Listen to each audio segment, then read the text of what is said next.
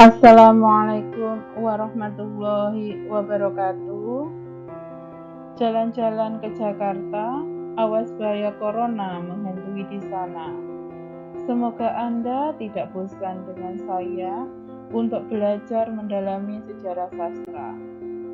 Pada pertemuan kali ini, kita akan membahas periodisasi sastra Indonesia pada masa awal.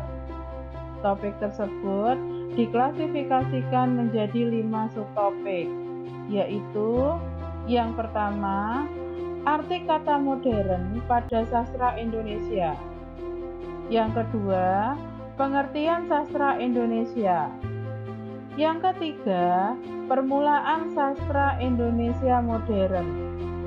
Yang keempat, periodisasi sastra Indonesia. Dan yang kelima, karakteristik periode sastra Indonesia.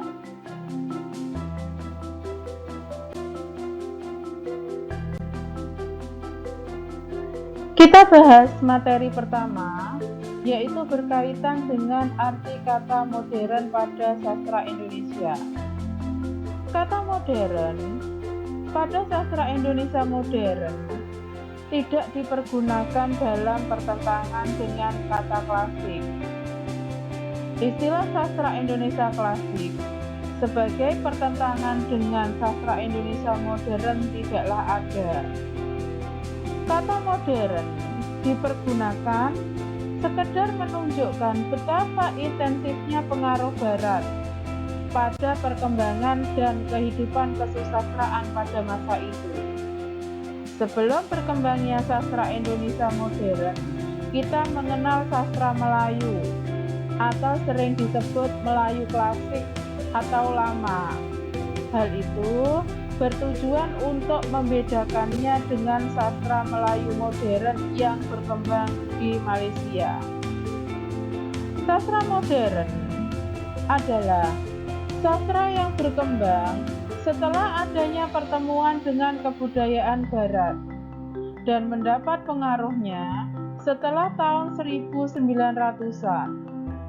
Hal itu terjadi karena sastra Melayu sudah berubah menjadi sastra Indonesia melalui bahasanya.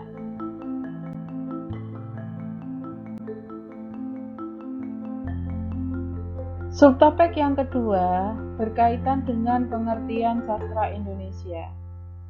Apa yang dimaksud sastra Indonesia? Ada beberapa pendapat mengenai apa yang disebut sastra Indonesia. Ada yang berpendapat bahwa suatu karya sastra dapat dinamakan dan digolongkan ke dalam pengertian kesusastraan Indonesia apabila memenuhi kriteria. 1. Ditulis, dibuat pertama kalinya dalam bahasa Indonesia.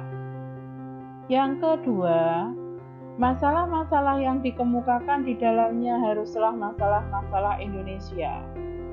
Yang ketiga, pengarangnya haruslah bangsa Indonesia.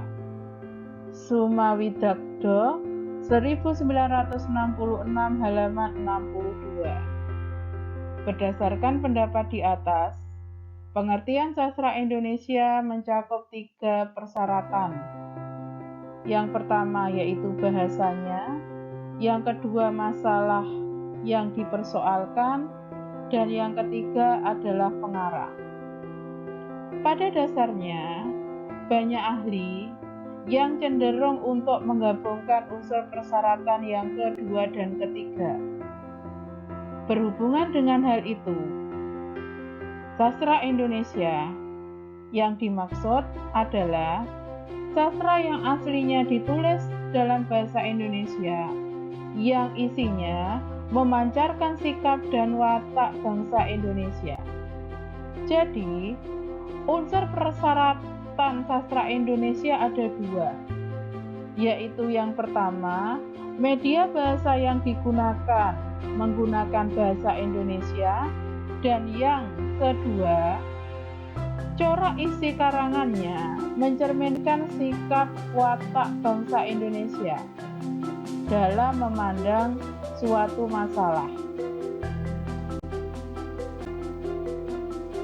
Sesudah kita membahas berkaitan dengan sastra Indonesia, berikutnya yang harus kita pahami perbedaan istilah sastra Indonesia saduran atau terjemahan, sastra asing, dan sastra Nusantara.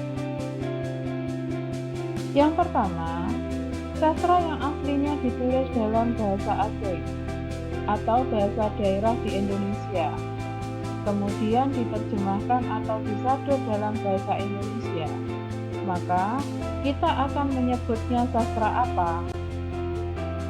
Sastra tersebut maka kita sebut sebagai sastra Indonesia terjemahan atau saduran.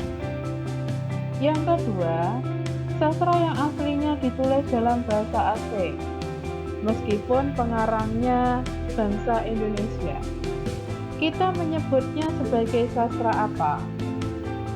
Maka kita menyebutnya sebagai sastra asing, meskipun pengarangnya berasal dari Indonesia. Seperti Sanusi Pane dalam karyanya yang berbentuk drama berjudul Airlangga dan Enzame Garudailux. Yang keduanya ditulis dalam bahasa Belanda. Maka kita tetap menyebut kedua karya tersebut sebagai sastra asing.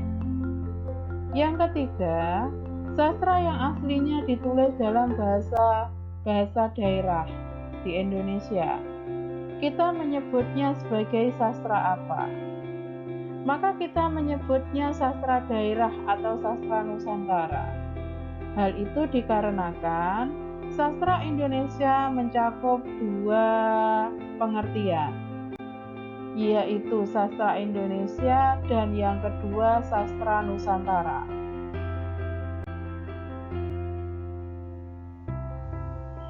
Seperti halnya dengan masalah pengertian sastra Indonesia, masalah permulaan sastra Indonesia modern ini pun menimbulkan beberapa macam pendapat.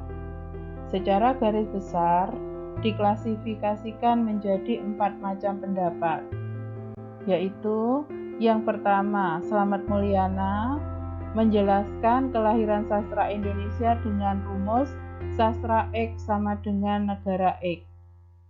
Yang kedua, Umar Yunus yang merumuskan kelahiran sastra Indonesia modern, sastra X sama dengan bahasa X.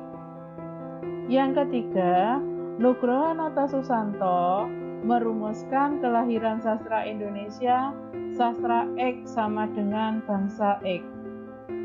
Dan yang terakhir, Ayub Rosidi Habiyasin ATU menjelaskan kelahiran sastra Indonesia modern mulai berkembang tahun 1920-an.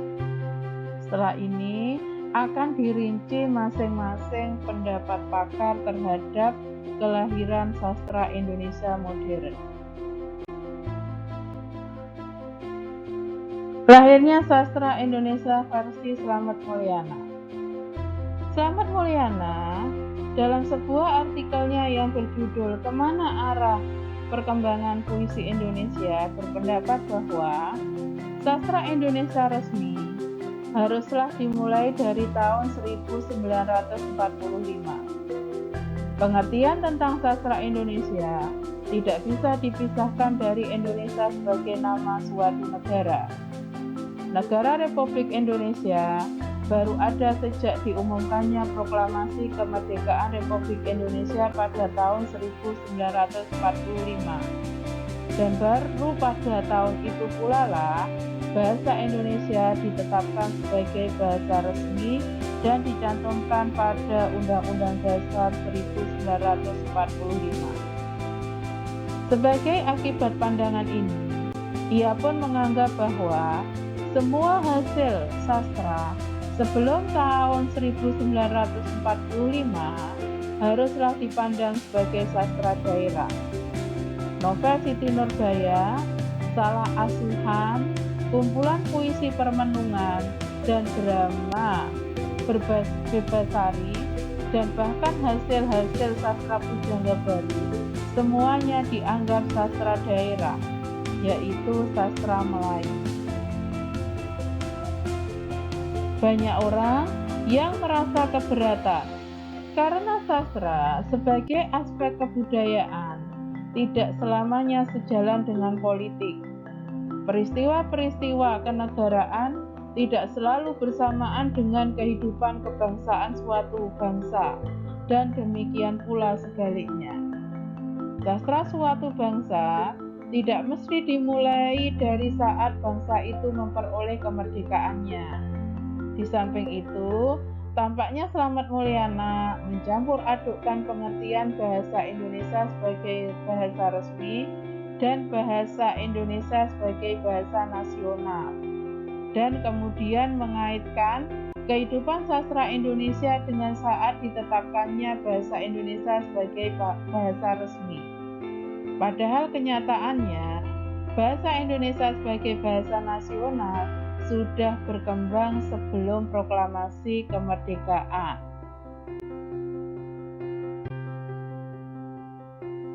Lahirnya sastra Indonesia versi Umar Yunus. Umar Yunus di dalam karangannya yang berjudul Istilah dan Masa Waktu Sastra Melayu dan Sastra Indonesia yang termuat dalam majalah Medan Ilmu Pengetahuan berpendapat bahwa sastra Indonesia baru mulai berkembang pada sekitar 28 Oktober 1928, yaitu saat diikrarkan Sumpah Pemuda. Menurut beliau, sastra terikat sekali dengan bahasa. Tidak ada bahasa, maka sastra pun juga tidak akan ada. Oleh karena itu, kriteria penamaan suatu hasil sastra haruslah terutama berdasarkan media bahasa yang dipergunakan. Suatu hasil sastra disebut sastra X karena bahasa yang dipergunakan adalah bahasa X. Berdasarkan pemikiran ini, perkembangan sastra Indonesia dimulai sejak bahasa Indonesia ditentukan sebagai bahasa nasional. Karena menurut Umar Yunus, bahasa Indonesia sebagai bahasa nasional lahir sejak tahun 1928.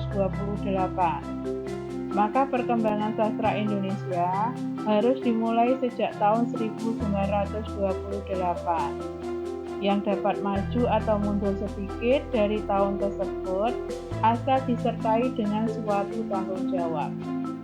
Jika ditarik garis mundur sebelum tahun 1928, kita akan bertemu dengan hasil-hasil sastra balai pustaka yang dianggapnya tidak tepat untuk digolongkan sebagai hasil sastra Indonesia, karena hasil sastra tersebut dianggapnya tidak mengandung unsur nasional.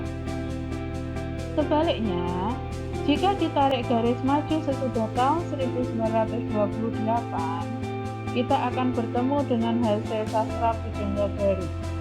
Menurutnya, sastra pujangga baru sudah dengan tegas membawa suara Indonesia, sudah bercorak nasional, sehingga pada tempatnya lah apabila hasil-hasil sastra pada masa itu dipandang sebagai sastra Indonesia.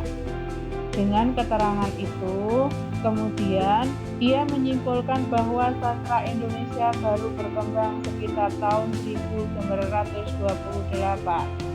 dan tepatnya pada tahun 1930-an. Ada beberapa keberatan terhadap pendapat Umar Yunus, di antaranya sebagai berikut.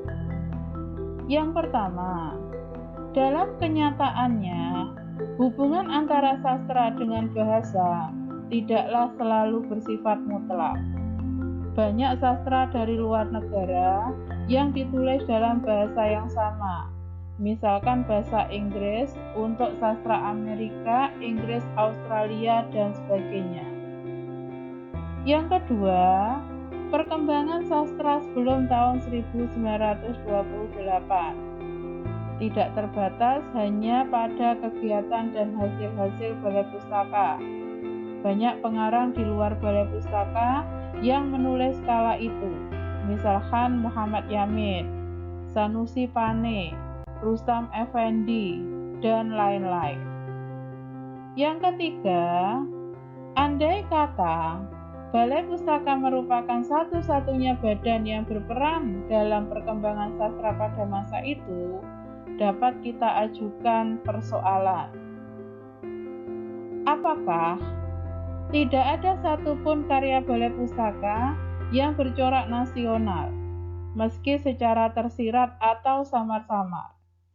Bagaimana dengan Salah Aswan yang ditulis oleh Abdul Muiz yang mengungkapkan pertentangan antara budaya Barat dan Timur? Dalam akhir cerita, Ibu Hanafi berkata, sekalipun ia sudah bersekolah, tetapi pelajaran agama kita jangan ditinggalkan. Salah benar ibu mengasuh Hanafi pada masa dahulu, karena sedikitpun ia tidak diberi pelajaran agama. Sedang kecilnya ia sudah mengasingkan diri daripada perjuangan bangsanya. Dari sini muncul pertanyaan, apakah karya semacam ini tidak bisa dimasukkan di dalam karya sastra Indonesia? Yang kedua, Sultan Takdir Ali Sabana. Sultan Takdir Ali Sabana adalah seorang yang memelopori lahirnya Pujangga Baru. Adalah seorang pengarang yang banyak berperan dalam kegiatan Balai Pustaka. Ia pernah menjabat sebagai hub-redaktur majalah Panji Pustaka. Dengan demikian, bagaimanakah dengan karangan beliau sebelum tahun 1228 yang berjudul Tak Putus di Rundung Malang? Apakah karya beliau ini tidak bisa dimasukkan di dalam karya sastra Indonesia? Dikarenakan karya sastra tersebut tidak memuat unsur nasional sebagaimana yang dipermasalahkan Umar Yunus. Lahirnya sastra Indonesia versi Nugroho Noto Susanto. Pandangan Nugroho tidak bisa dilepaskan dari latar belakang keilmuan beliau sebagai sejarawan. Beliau mencetuskan prinsip kebangsaan dalam menentukan awal sastra Indonesia.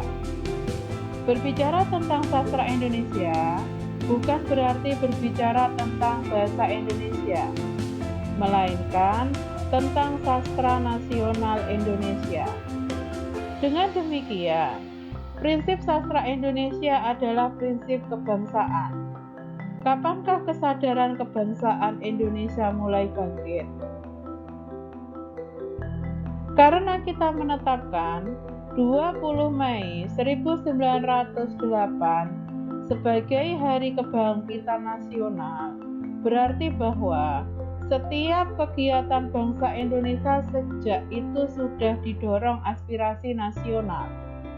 Sastra Indonesia sebagai bagian kebudayaan bangsa Indonesia seharusnya sudah pula memancarkan unsur kebangsaan itu. Dengan demikian, sastra Indonesia sudah berkembang sejak permulaan abad ke-20. Terhadap pendapat itu, ada satu yang keberatan, meskipun dasar pikirannya benar. Pendapatnya tidak berdasarkan hasil-hasil sastra yang konkret. Pada permulaan abad ke-20, belum ditemukan karangan-karangan yang dapat dipandang sebagai hasil sastra yang bernilai atau bercolak nasional. Apalagi hal itu bertolak belakang dengan periodisasi yang dibuatnya. Ia dalam periodisasinya memulai perkembangan sastra Indonesia modern pada tahun 20-an, bukan pada permulaan abad ke-20. Sehingga secara otomatis pendapat beliau ini gugur dengan sendirinya.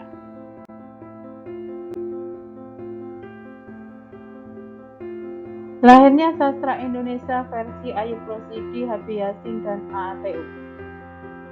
Alasan yang mereka kemukakan tidaklah sama, tetapi pada dasarnya menyangkut dua hal yang sama, yaitu untuk menentukan sastra Indonesia ditentukan dari dua hal.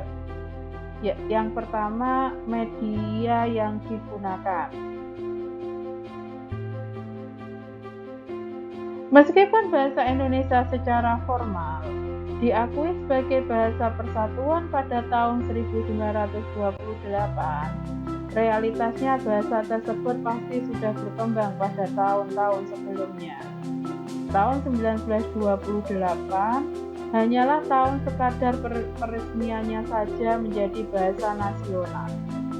Apabila diperhatikan, buku-buku hasil balai pustaka sekitar tahun 20-an, misalnya Azab dan Sengsara, Siti Nurbaya, dan juga puisi-puisi Muhammad Yamin, Sanusi Pane, dan Rustak Effendi yang termuat dalam Yong Sumatera, majalah Timbul, nyatalah bahwa bahasa yang dipergunakan dalam karangan-karangan tersebut tidak jauh berbeda dengan bahasa yang kemudian diresmikan menjadi bahasa persatuan pada tahun 1928.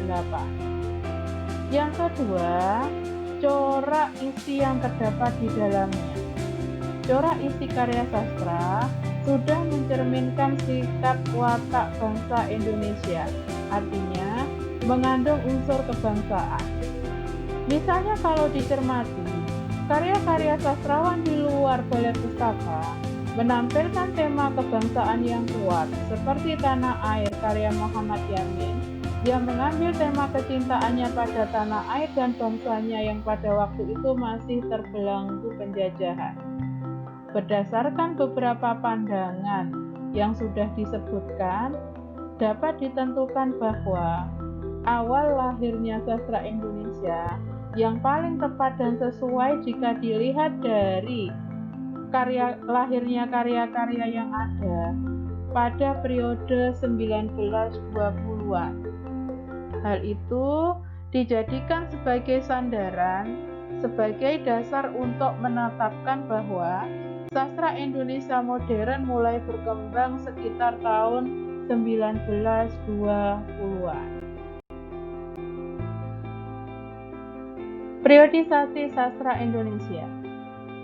Perkembangan sastra Indonesia sejak kelahirannya hingga saat ini memperlihatkan kesinambungan sejarah. Hal ini tercermin dari berbagai pembabakan atau periode sastra yang dikemukakan oleh berbagai pakar yang berbeda. Tujuan periode sastra adalah untuk memudahkan pengembangan sejarah sastra. Selain periode sastra, menjadi penting untuk penciptaan karya sastra baru oleh sastrawan. Para sastrawan dapat melihat cakrawala sastra dari lahirnya hingga sekarang dengan jelas. Mereka akan dapat melihat dan menghayati sifat-sifat atau ciri-ciri pada setiap periode atau masa angkatan. Dengan begitu, mereka akan selalu menciptakan karya sastra yang baru yang menyimpang dari ciri-ciri yang telah ada, baik dalam hal ekspresi seni, konsep seni, struktur estetiknya maupun dalam bidang masalahnya, pandangan hidup, filsafat, pemikiran, dan perasaannya. Misalkan pada periode 1970 ada pembaharuan di bidang puisi berupa kredo puisi atau puisi beling. Berkenaan dengan pembabakan, dalam perkembangan kesusastraan Aji Prosidi lebih memilih periode dibandingkan angkatan. Penggunaan angkatan dalam kesusastraan Indonesia telah menimbulkan kekacauan. Pembabakan berdasarkan angkatan memiliki subjektivitas yang tinggi, karena ciri dari sebuah angkatan adanya kesamaan semangat dan kejiwaan para kelompok sastrawan yang memiliki rentang usia tertentu pada kurun waktu tertentu. Kerap terjadi adalah pemilihan didasarkan pada produktif saja, tanpa memperhitungkan seberapa besar pengaruhnya pada khalayak pembaca. Akibatnya, banyak sastrawan yang di sana mampu karyanya mempengaruhi masyarakat tetapi tidak dimasukkan dalam khasanah sastra Indonesia, disebabkan oleh produktivitas kurang yang dilakukan oleh sastrawan bersangkutan. Periodisasi sastra Indonesia. Penulisan sejarah sastra Indonesia dalam buku sejarah sastra diklasifikasikan dalam periode-periode berikut. Yang pertama, periode 1980 sampai dengan 1933. Periode 1933 sampai 1942. Periode 1942 sampai 1945. Periode 1945 sampai 1961. Periode 1961 sampai 1971. 1971 sampai dengan 1998. 1998 sampai dengan sekarang.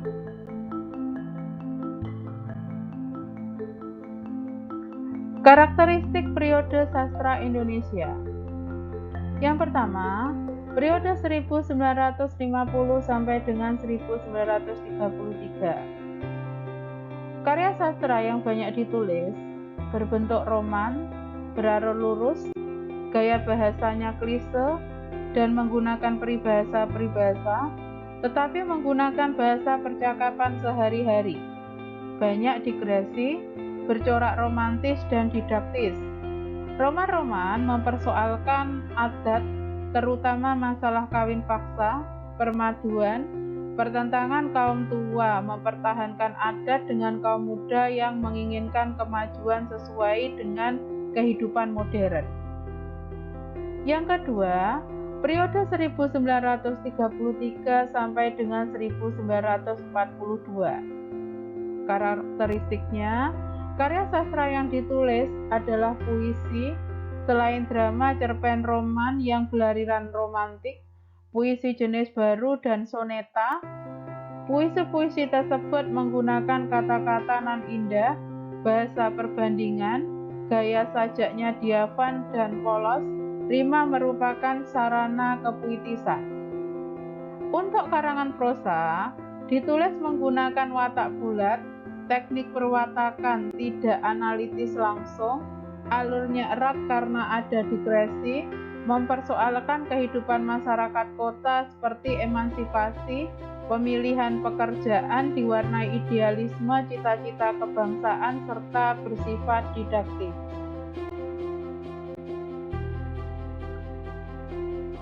Karakteristik periode sastra Indonesia yang ketiga, periode 1942 sampai 1945. Pada periode ini ditandai banyaknya karya propaganda dan syarat dengan kepentingan politik Jepang. Untuk mempengaruhi rakyat Indonesia, membantu Jepang dalam Perang Asia Timur Raya, pemerintah melalui Balai Pustaka Kaiminbunka Sidoso menerbitkan karya-karya baik novel, puisi, dan cerpen yang menceritakan kebaikan dan keunggulan Jepang. Selain itu, Jepang menggunakan sandiwara sebagai media propaganda. Yang keempat, periode 1945 sampai dengan 1961. Karakteristiknya, puisi, cerpen, novel, dan drama berkembang pesat dengan mengetengahkan masalah kemanusiaan umum atau humanisme universal, hak-hak asasi manusia karena masih terdampak perang dengan gaya realitas bahkan sinis ironis, di samping mengekspresikan kehidupan batin atau kejiwaan dengan mengenakan filsafat eksistensialisme.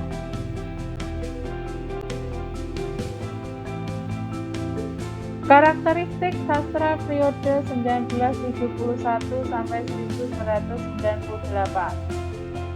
Periode ini, selain maraknya karya-karya populer, juga banyaknya bentuk eksperimentasi sastra dalam sastra. Dalam karya puisi muncul 4 jenis gaya puisi, yaitu mantra, puisi imagisme, puisi lugu, dan puisi lirik. Masalah yang diangkat dalam puisi mempersoalkan masalah sosial, kemiskinan, pengangguran, jurang antara si kaya dan si miskin, menggunakan cerita-cerita dan kepercayaan rakyat dalam balada, prosa umumnya menggambarkan kehidupan sehari-hari yang kental dengan warna daerah dan pedesaan. Yang keenam, periode 1998 sampai dengan sekarang. Pada periode ini ditandai dengan maraknya karya-karya sastra puisi, cerpen maupun novel yang bertema sosial politik, khususnya seputar reformasi. Di rubrik Sastra Harian Republika, selama berbulan-bulan dibuka rubrik sajak-sajak peduli bangsa atau sajak-sajak reformasi. Proses reformasi politik yang dimulai 1998 banyak melatar belakangi kelahiran karya-karya sastra pada saat itu. Misalkan Ayu Utami yang berjudul Saman.